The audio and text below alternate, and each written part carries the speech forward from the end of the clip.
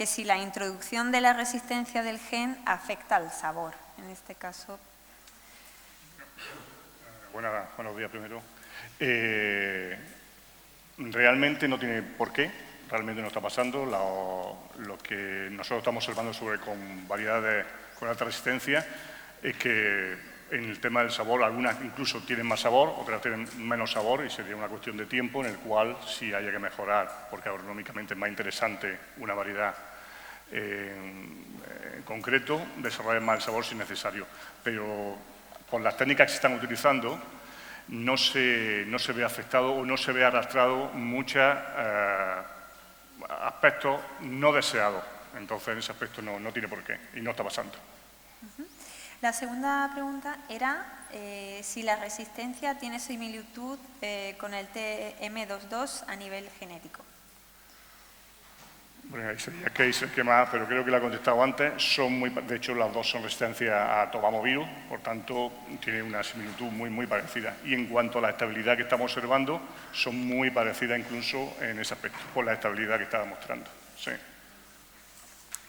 Por otro lado, Manuel Álvarez preguntaba hasta qué punto una variedad con alta resistencia injertada en un portainjerto sensible puede tolerar el tobamovirus si se produce infección radicular. Cuando hablamos de un injerto sensible y encima se le pone una variedad con alta resistencia, ahí sí hablamos nosotros de nivel de presión de inóculo que tenemos en suelo. Evidentemente, nosotros estamos poniendo un sion, una parte aérea, la cual es altamente resistente, bloquea y no deja multiplicar el virus, siempre y cuando la infección sea aérea, pero nos encontramos un suelo en el cual tenemos un patrón que es sensible, que per se está multiplicando de forma continua el virus, puesto que la variedad es sensible. Entonces estamos ejerciendo un efecto bombeo de inóculo del virus. Por tanto, en función de esa presión que previamente ya tendríamos, pues nos encontramos una multiplicación del propio material genético. Entonces, claro, la presión la estamos incrementando. Entonces, en esos casos, depende de cuánto será el nivel o la presión de inóculo, podremos ver algún síntoma, podría verse algún síntoma en fruto. Juan Miguel Agüero estaba sintiendo, no sé si quiere aportar... No, realmente es así. De acuerdo. Clara Segura pregunta... Solo por completar, por esa razón, nosotros pensamos que en la medida de lo posible, cuando se utilice material con alta resistencia, que la parte subterránea de la propia variedad va a ir disminuyendo la presión de virus, sería interesante no injertar, puesto que estaríamos potenciando, utilizando patrones sensibles, estaríamos potenciando que el virus se multiplicase en suelo. Esperando, nosotros a final de año tendremos ya incluso patrones con alta resistencia al virus del rugoso, con alta resistencia, lo cual estaríamos hablando de evitar la multiplicación del virus en suelo. De acuerdo. También se preguntaba en qué tipologías de tomate aparecen las primeras variedades con alta resistencia. Bueno, en este caso la contesto yo también.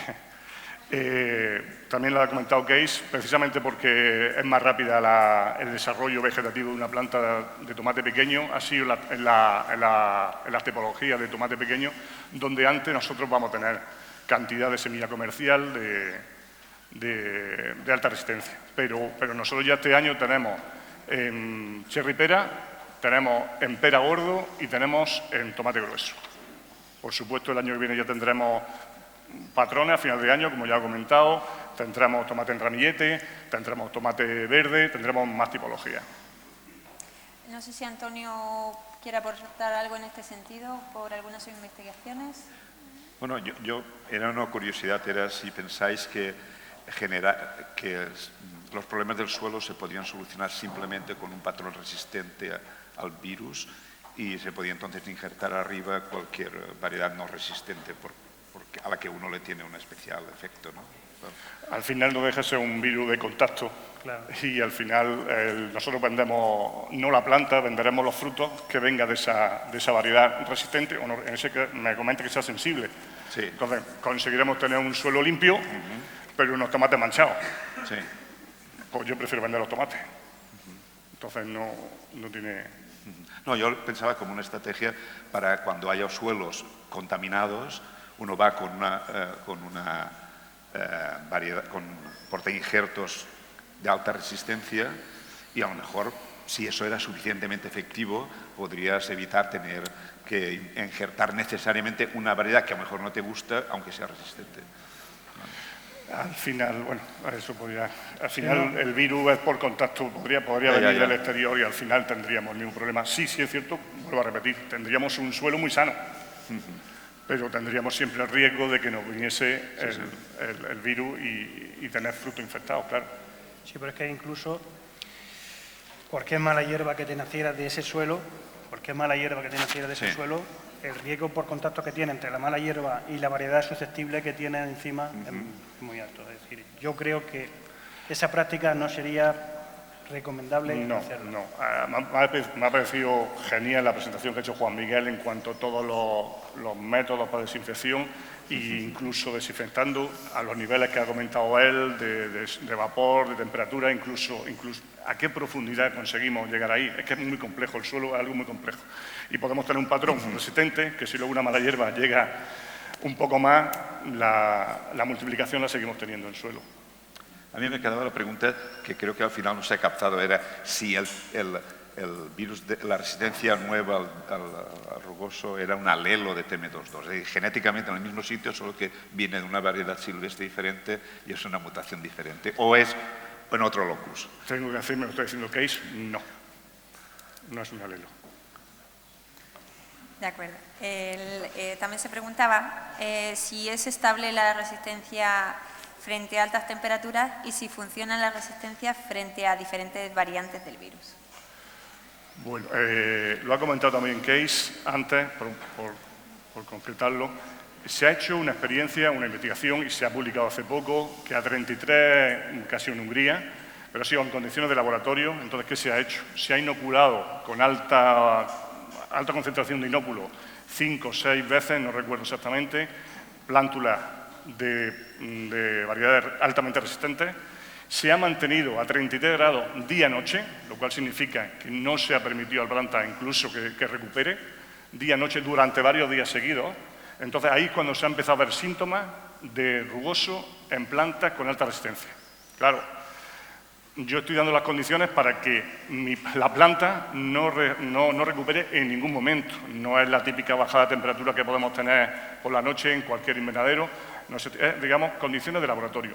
Y se ha visto que cuando luego vuelve a una temperatura de 24 grados, la planta deja de tener síntomas, lo cual nos viene a decir que la resistencia alta sí protege del virus, porque cuando se ha venido a condiciones normales, no de fastidio constante, la planta ha recuperado y ha dejado de mostrar síntomas. Dicho en pocas palabras, vegetativamente la planta ha podido crecer. En las condiciones anteriores no se le está dando las condiciones para un crecimiento normal. Entonces sí, se recupera cuando sí tiene alta resistencia.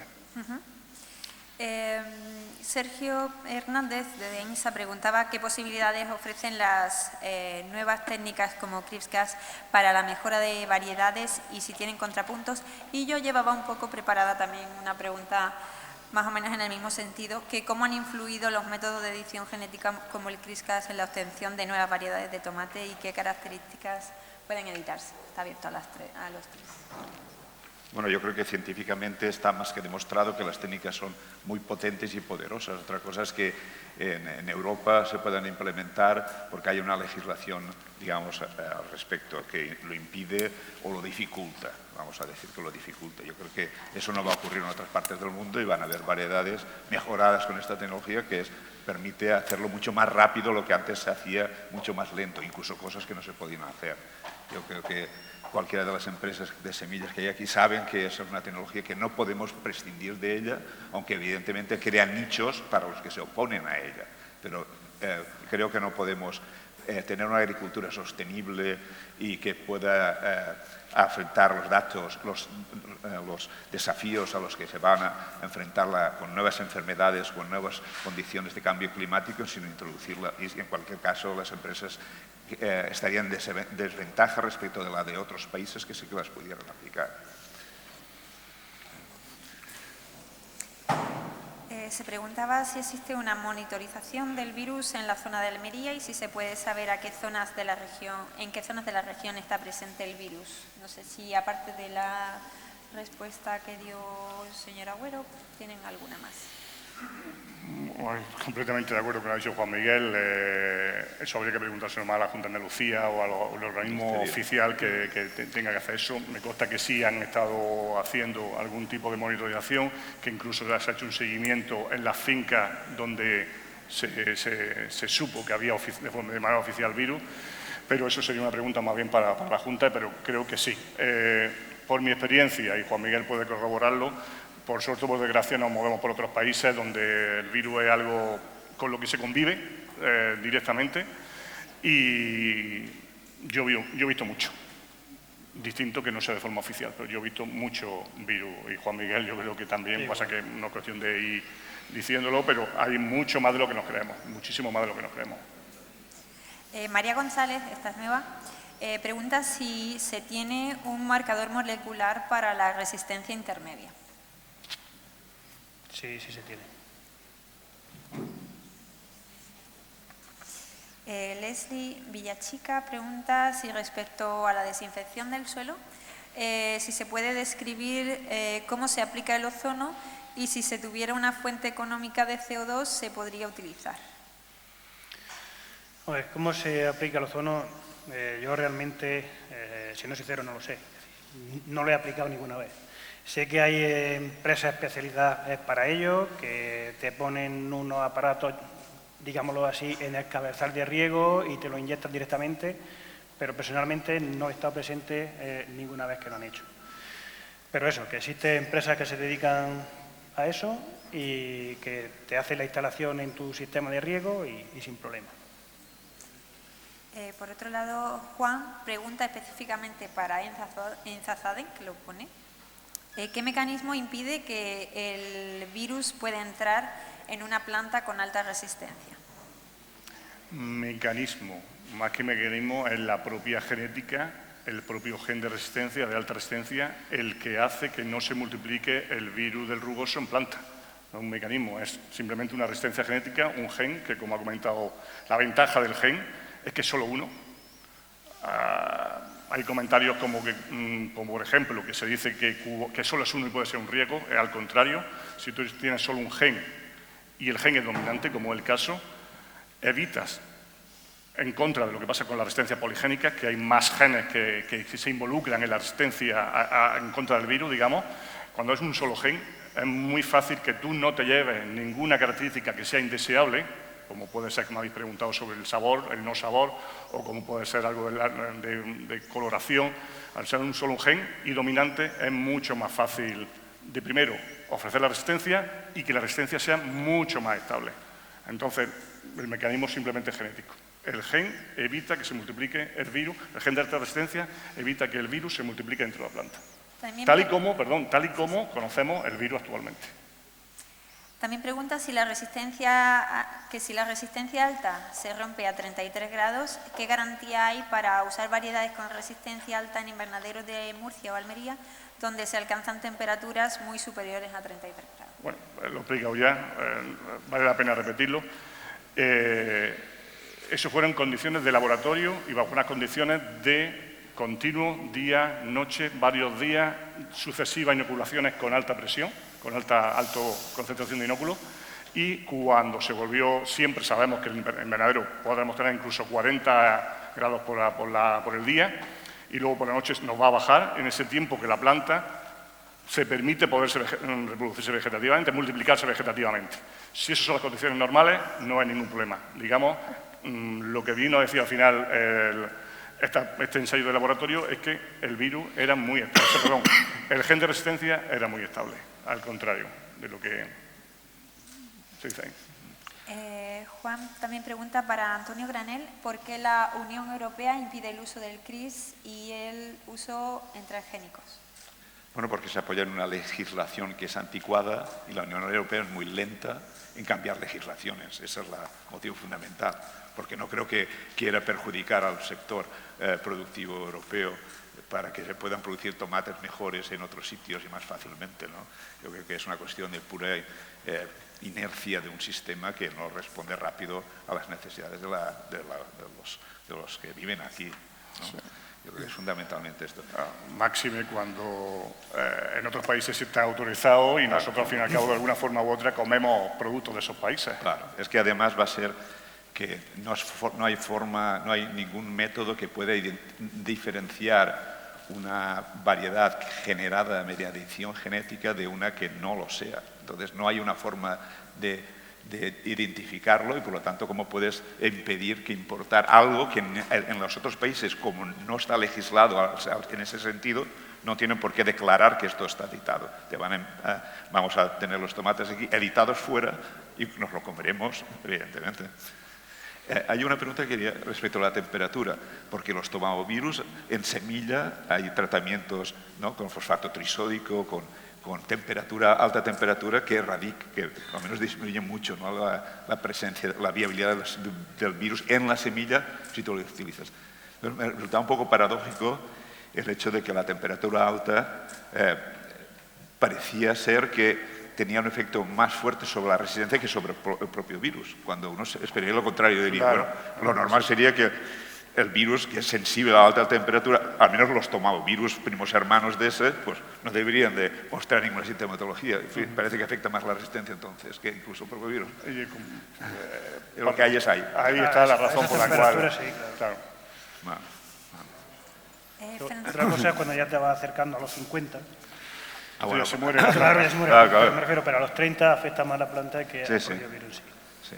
No, pero evidentemente la pregunta que habían hecho antes sobre las temperaturas altas que se alcanzan durante el día en algunas zonas de aquí, evidentemente durante la noche no bajan, ¿no? Y entonces ahí es donde porque la temperatura alta tampoco cuajan los tomates, o sea, que tuvieseis 35 grados de temperatura no tendríais tomates constantes. Estaban hablando precisamente de la temperatura.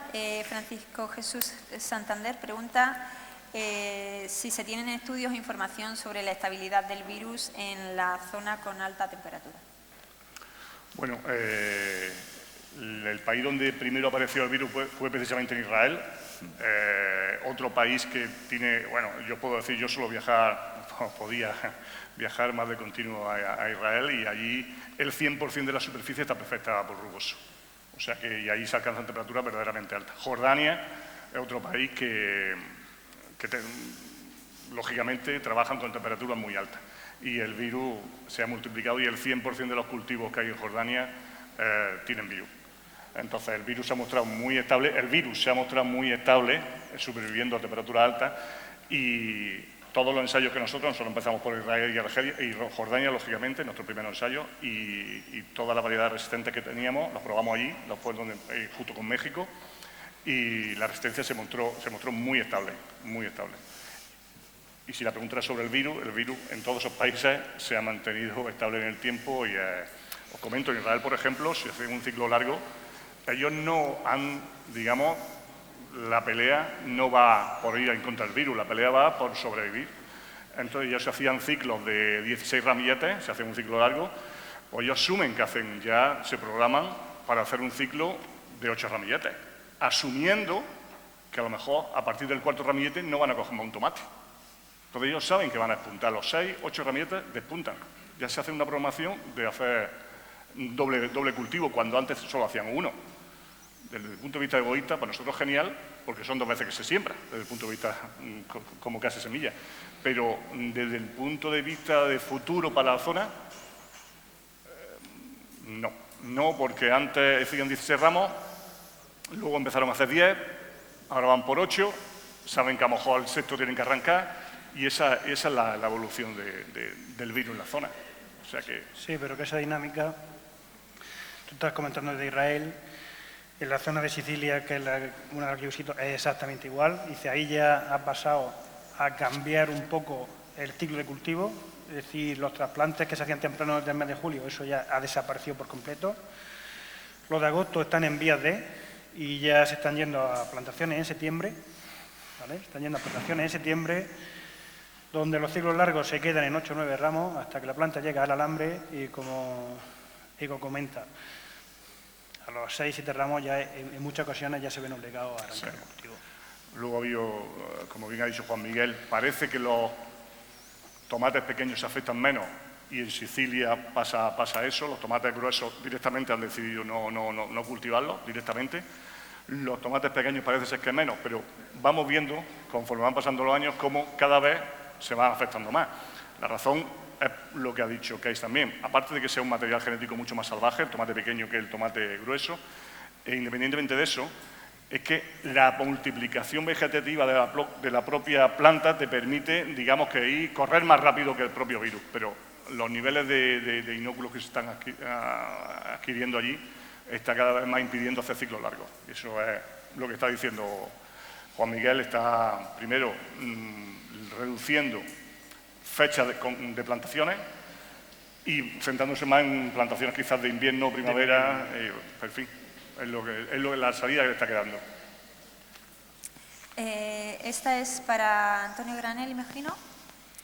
Juan Manuel Requena pregunta con respecto al programa Harnestone si es una base de datos de fenotípicos y genotípicos o también es una fuente de nuevos recursos genéticos, y en caso afirmativo si será de acceso público o solo para empresas colaboradoras, y cómo está previsto que se utilicen recursos desarrollados con tecnología CRIS en el contexto actual legislativo de la Unión Europea.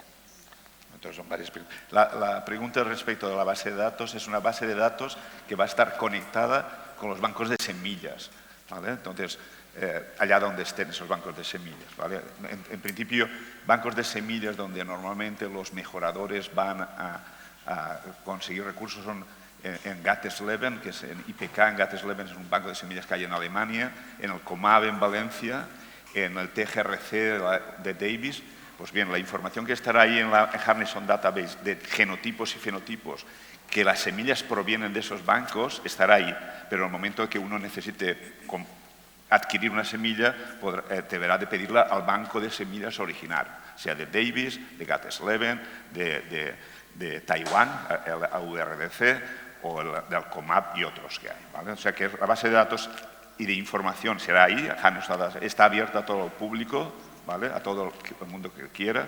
Ahora hay datos sobre todo los tomates europeos, pero los habrá de UTP-SOL de 40.000 accesiones de tomate, que incluyen tomates silvestres, especies silvestres, ¿vale? Entonces la información está centralizada, pero las semillas, como sabemos, está trazada de dónde viene el material caracterizado, hay que solicitarlo al banco de semillas de donde corresponda, ¿vale? Respecto de bueno, creo que la segunda era... Sí, la segunda era cómo está previsto que se utilicen recursos desarrollados con tecnología CRISP en el contexto actual legislativo de la Unión Europea. No está previsto que se utilicen aquí en Europa, ¿no? Porque es un impedimento legal, no es imposible, pero es tan difícil que no va a ser práctico, ¿vale? Entonces hay que esperar que cambie la legislación para poder utilizar recursos de materiales genéticos editados mediante edición genética, ¿vale? Habrá que esperar. Hay una iniciativa muy importante en el nivel europeo de que esto cambie. Dentro de poco va a haber una consulta a los parlamentarios europeos. Todo esto a nivel político se está intentando demostrar que es necesario cambiar al menos un anexo de la legislación actual que lo permita. Pero es un proceso más lento del que es necesario que sea. Debería ser mucho más rápido para que entonces ni los productores ni los mejoradores estemos en desventajas respecto de los que operan en otros países. Esta era una pregunta a la que voy a hacer que ya se había hecho antes, pero por si quieren añadir cualquier comentario. ¿Existen sustancias químicas que añadiéndolas al cultivo potencien la presencia de algunos genes o componentes volátiles?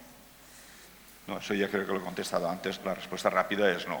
Hay algunos que sí que podrán cambiar en alguna dirección un pequeño conjunto, pero no es una práctica que se puede hacer diariamente, ¿no? Porque afectaría a otras partes de la planta y el crecimiento y el desarrollo y podría comprometer a lo mejor la productividad, etc. No es un tema muy estudiado ese. Carla Torres pregunta si el CO2 gas puede ser utilizado en alguna etapa de la desinfección, y en tal caso, si en suelo o en planta. ¿CO2? Es lo que pregunta. Que yo sepa, ¿no? Pues ya la última pregunta de nuestro público es, para recapitular un poco, entonces, ¿la medida más ejecutiva para controlar el rugoso es la higiene y el manejo independientemente de la alta resistencia? No, son medidas que deben de ser complementarias si uno lo estima oportuno. Es decir, estamos hablando que estamos en una zona donde la incidencia de rugoso, afortunadamente, no es muy alta, si nos comparamos con las principales zonas productivas competidoras. Y lo que deberíamos de hacer es, tengamos rugoso o no tengamos rugoso, hacer esa norma o esa pauta que yo he intentado de explicar. Pero inicialmente porque la idea es prevenir que lo tenga, ¿vale? Luego, una vez que lo tenga, ya tiene otra serie de medidas como es monitorearlo y todo eso, ¿no? Pero que utilice una variedad resistente o no debe ser complementaria. Es decir, no por tener una variedad resistente voy a olvidarme de todo lo demás. No debería, ¿vale? Yo, a la pregunta, no. No. No hay que dar más vuelta. No podemos quitarnos fuera de tener afectado del virus del rugoso solamente con medidas higiénicas que son fundamentales, como usted dijo, Juan Miguel. No. Es duro, triste, pero tenemos que ser claros con nosotros. No podemos estar fuera del virus. No podemos erradicar el virus. Debemos protegernos. Las fotos que ha puesto Juan Miguel ahí son de países, como bien ha dicho, Marruecos, toda la vida. Se han desinfectado los coches, se han desinfectado, la gente entra con bata, mil formas de... Y aquí no lo hacemos. O sea, todas esas medidas hay que hacerlas, sí o sí. Pero el virus ya está aquí y no hay otra forma de erradicar el virus si no se utiliza material altamente resistente, porque evitamos que se multiplique dentro de la planta, con lo que conlleva que no queda en suelo. O sea, eso es sí a las medidas, pero no nos vamos a quedar fuera del virus o vamos a quitar el virus de medio si no utilizamos variedades con alta resistencia. Serán de ENZA, serán de...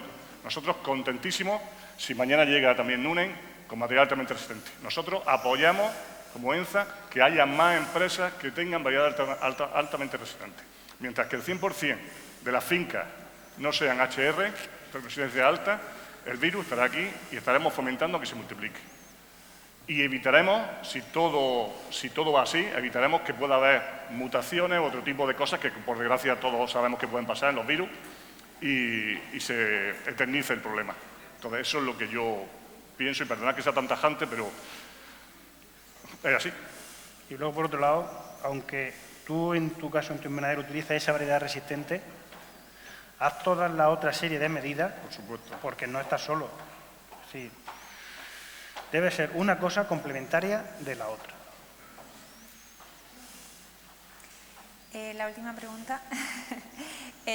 Rafael Bermúdez pregunta, ¿qué opinan del uso de vacunas del tipo PEP-MV? Si podrían usarse también en rugoso. No existen las vacunas para la planta.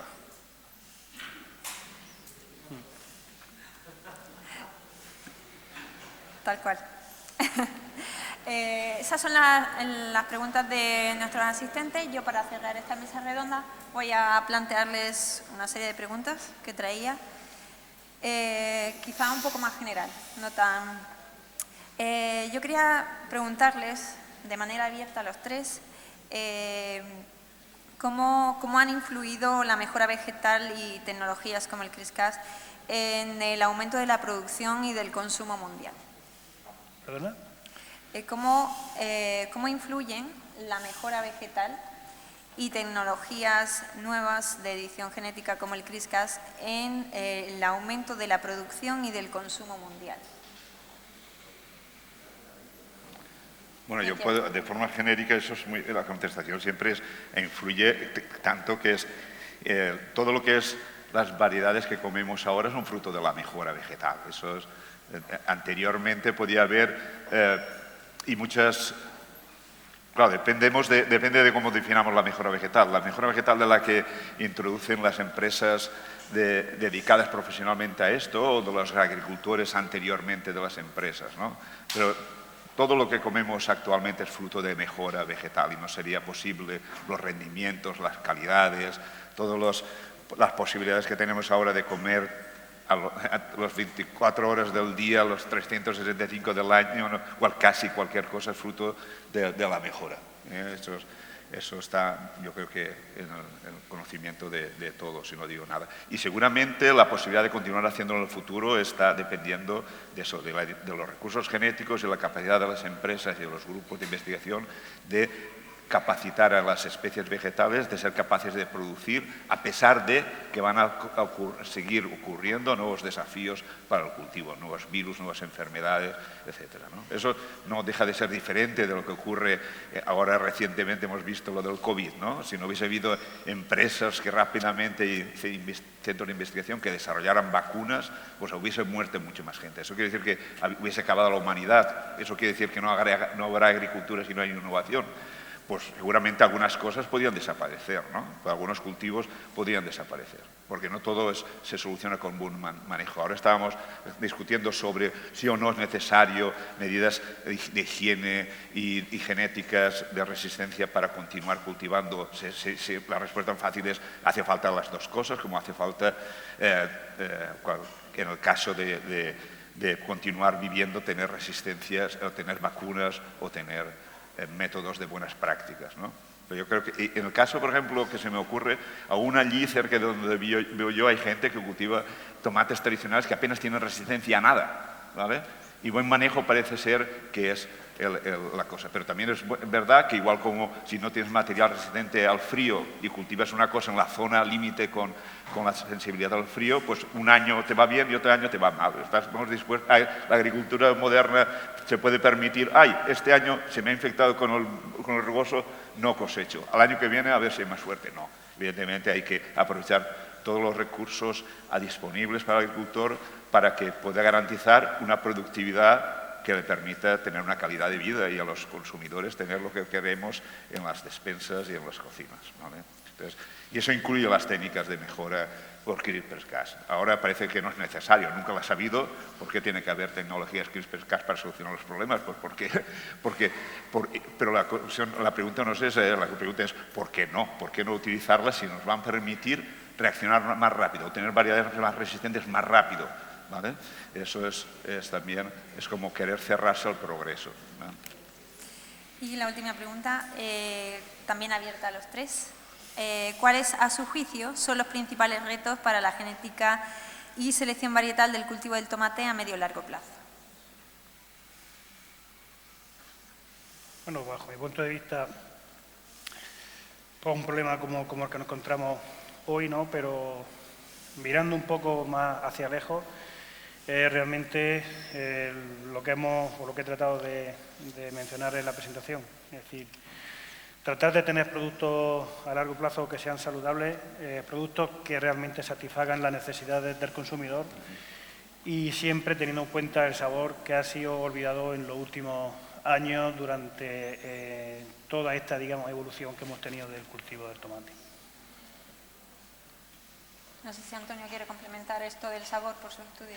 Bueno, ese es mi tema favorito, pero yo siempre he dicho que es decir, ha habido campañas para aumentar la salud de los ciudadanos, es decir, comed más frutas, comed más verduras, pero evidentemente si las verduras y las frutas no están buenas, es más difícil que los niños, por ejemplo, empiecen a comer verduras y frutas, ¿no? Entonces, por eso yo creo que hay un doble juego ahí con la buena nutrición y buen sabor. Es mucho más fácil comer bien, comer saludable, si lo que comemos no sabe a medicina, porque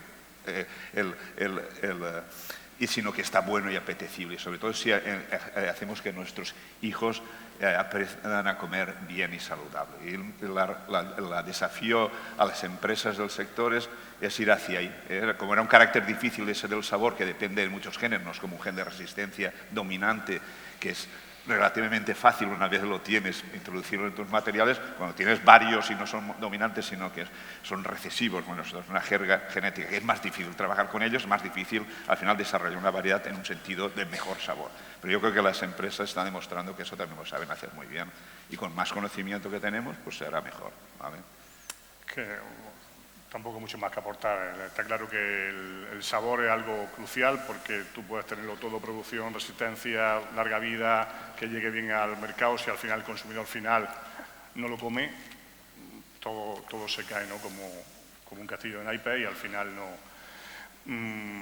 Pensando en el sector de España, del sudeste, de lo que no, Almería, ¿no? Lo que está claro que por supuesto tenemos que seguir, y un trabajo que tenemos que hacer de la parte de las casas de semillas, aportando, por supuesto, sabor, pero producción es algo muy importante, muy importante. En los últimos años el tomate en la zona se está viendo cómo va bajando y no estamos llegando a afrontar el hecho de que no producimos lo suficiente. Tenemos problemas de rendimiento en cuanto por metro cuadrado. No nos damos cuenta, pero en los últimos años vamos perdiendo kilos por metro cuadrado, y algo que deberíamos de ir mejorando, por supuesto con mejora genética, pero también con tecnología a nivel de invernadero. Y no estamos terminando de afrontar eso. Entonces ahí tenemos un gran reto, las casas de semillas, por supuesto, que tenemos que intentar dar solución a los virus que se nos vengan encima, pero al mismo tiempo intentando de dar algo que sepa bien, pero que nos permita que los costes de producción sean rentables de cara a otros países que están aportando esa ventaja y están siendo más rentables que nosotros. Entonces, ese es el gran desafío. El sabor, por supuesto, porque si no, si el del final no lo compra, olvídate de todo el resto. Pero debemos del sector, ya no solo casas semillas, que tenemos que, por supuesto, apretar más ahí, tenemos que ser más eficientes. Yo creo que es una paradoja que la productividad en tomate en Holanda sea tan grande comparada con la de Almería, teniendo tan menos horas de sol como algunos holandeses saben, y por eso se viene aquí a tomar el sol. Pero nosotros no podemos enviar nuestros tomates a producirlos en Holanda, tenemos que producirlos aquí, pero tenemos una gran ventaja. El número de horas de sol aquí es el más grande, creo que de Europa, por supuesto, y las plantas, los tomates y las otras plantas son máquinas de producir cosas con la energía del sol, ¿vale? Entonces, teniendo eso, pues ya es cuestión de que los mejoradores vean cuál es el tomate mejor para que aproveche esa cantidad de sol y de energía que tenemos aquí, que es el mayor recurso que podemos tener. ¿Vale? Pues muchas gracias a nuestros ponentes que han estado presentes en la mesa redonda, el señor Herrerías, el señor Agüero y el señor Granel, así como al señor Cons, que ha estado esta mañana.